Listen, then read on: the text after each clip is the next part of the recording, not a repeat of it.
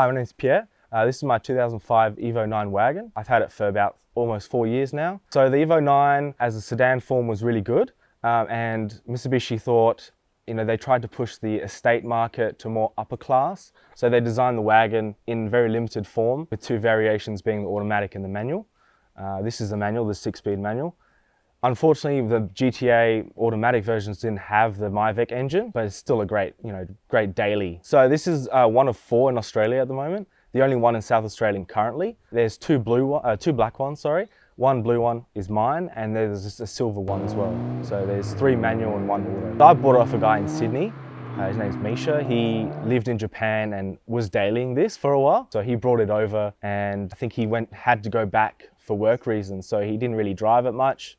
Put it up for sale. I had a current generation WRX at the time, and as soon as I saw this, I was like, yeah, this is my time to buy it, because I saw one a couple of years ago rolling around Glenelg, and it definitely stood out so much that I was paying attention. I was like, I need one of these. So eventually when it came up, I just grabbed the opportunity and got it. So I've done basic performance upgrades like an intake, 3-port boost controller, Stage 1 GSC cams, a dual map tune from Mike Dell Automotive. It runs 224/98 and nice respective 271 on ethanol, both on 24 PSI. Accompanying that with a 4-inch Unlimited Works Japanese made exhaust, it hauls ass. It really just flies for what it is. I haven't driven a 9 sedan yet. I have driven a couple Gallants and Evo 10s as well.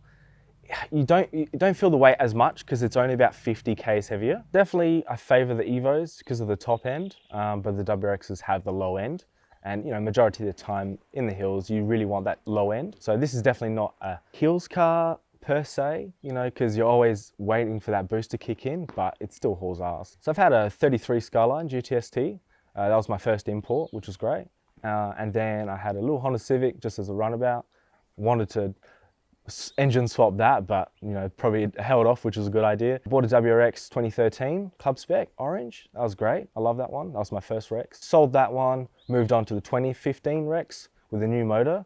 That was great, but it lacked the Subi rumble. And just waiting around, and then as this popped up, I wanted to get it. So I currently daily an Evo 10 MR, which is great for bit of what of both.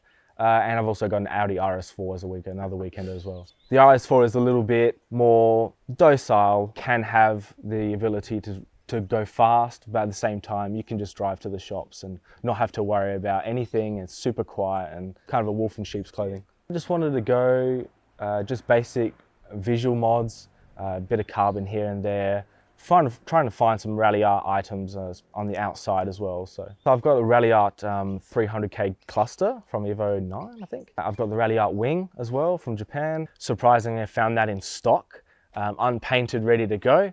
I've got the ralliart Defi Din.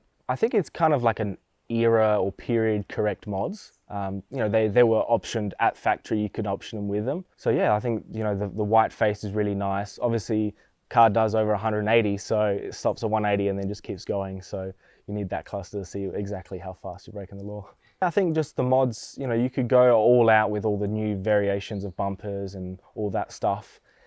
I would have done that maybe if I had a sedan. Just the fact that you can't get these here, I didn't really want to touch it too much. So I just wanted to go just period correct mods and add a little bit of my personal flair to the car, I guess, but didn't want to stray too much from the original image. So CT9W is the chassis code, and CT9A is the sedan code, CZ4A being the Evo 10. So I was pretty lucky to get this license plate as well in the Jap sizing to fit the Jap holder. So they didn't stray too much from the sedan. They literally just chopped the sedan and then added on the wagon bit onto it.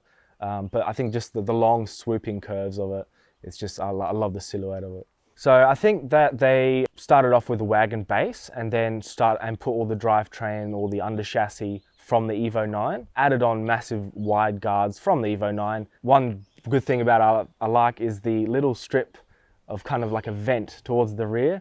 They didn't really know, they didn't blend it in, they just put a little vent there to add something different, and it really shows towards the end of it. I think it only adds on 50 kilos because they've added spot welds throughout all the chassis railings and stuff, so yeah, you don't feel it too much. Yeah, so my side hobby is die-cast models. I collect various models, majority of the Skylines, and the, Evo ones are coming out, even Wagon ones are coming out, so I'll probably get one of those. But I got various, all the general auto art, etc. models, all are nicely displayed on my walls. Hearing from Iron Chef and others, they couldn't allow them in because they were too much the same as the current ones that were delivered here. But I guess the top model here was a 2.4 litre VRX model, non-turbo, nothing. So I'm not sure what the deal was there, but hopefully towards the end of 2019, people will be able to buy them and import them. I've got a couple friends interstate. I've asked him if he's got any ralliart gear, especially the dash and the din. He had the ralliart dash and I pretty much snapped it off his hands. Fits really nice and looks very nice.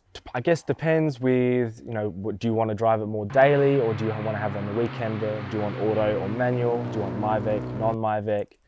Depending, it really depends what you want to do with them. Buying advice would be trying to find a good one with low Ks, good condition, no crash history. The prices are slowly going up.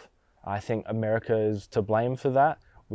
They can buy whatever they want. They're storing a lot of cars now, so Canada is now eligible to import them. So the market is going up.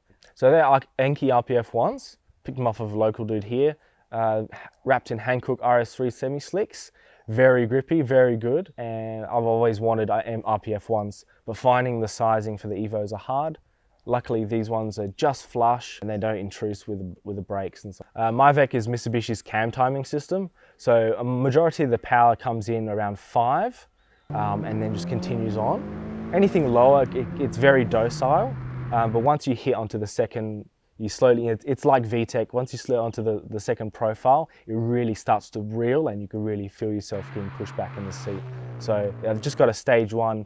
It's just very mild, but it still does what it's meant to do. On E85, it's great. There's not many car events I do go to at the moment. Majority cars and coffee, because they're great on a Sunday morning. Head out there, catch up with friends, have a nice coffee, and then head out for a drive afterwards. So it's great. I wish there was more car events. And the car scene here is kind of up and down. There's not really any massive cruisers held anymore because a lot of people get in trouble. They cause problems with the police, and everyone gets cracked down. Like Slow Life. Slow Life is great, and what they do is great, but there's always one person that ruins it for everyone, so everyone kind of cops the blame. I guess the feel of the car when you drive it, it's comfortable, but at the same time you put knock down a gear, you're ready to go. I love the color. I just really do love the color. It's a great choice, and I just love driving it because at the end of the day, you just want to enjoy things and you just get it out. I don't care if it gets kilometers on it. I just want to drive it.